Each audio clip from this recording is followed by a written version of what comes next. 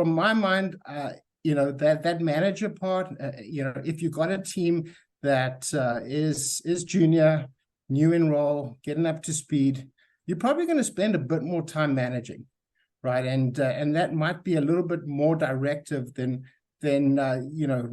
actually in the shoes as a leader or as a coach. And so for me, it's hard to answer that question, Todd. For me, it depends on my team. When we work together my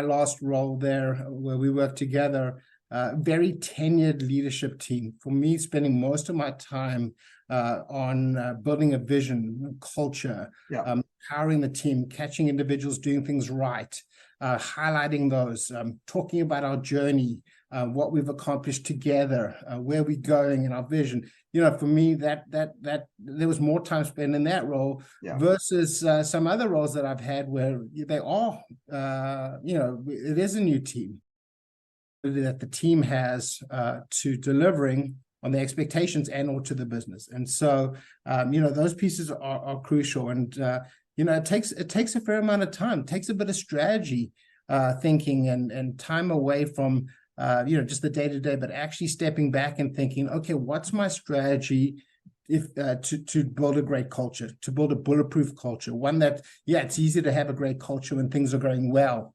But what about when tough times come? What about when new competitors come to market?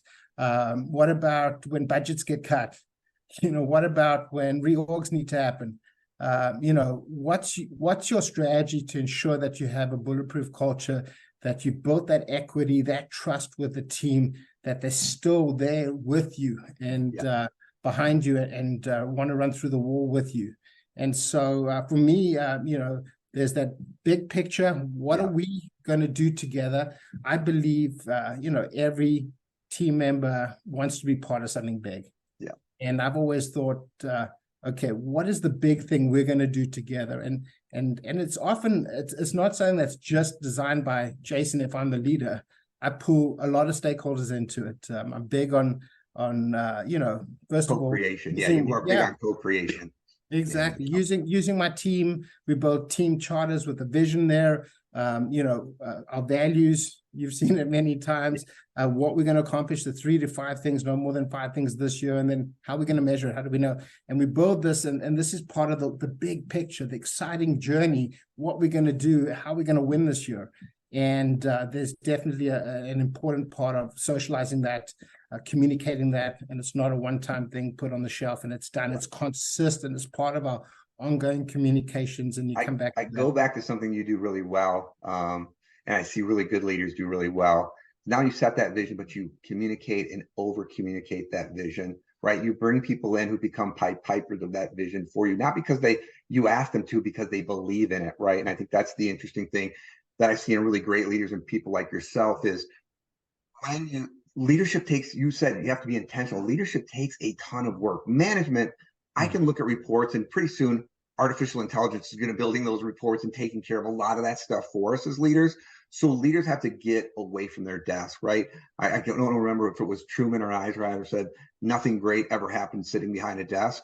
And I think that's the one thing that you exemplified is you got away from the desk. You to win the hearts and minds of people, to know what's going on, to build that culture, you have to be intentional about getting away from that desk, meeting with people, sharing that vision, listening to people, and co-creating that together. And I think you did that. And what great leaders do, you did that really well, Jason. Well, thank you, Todd.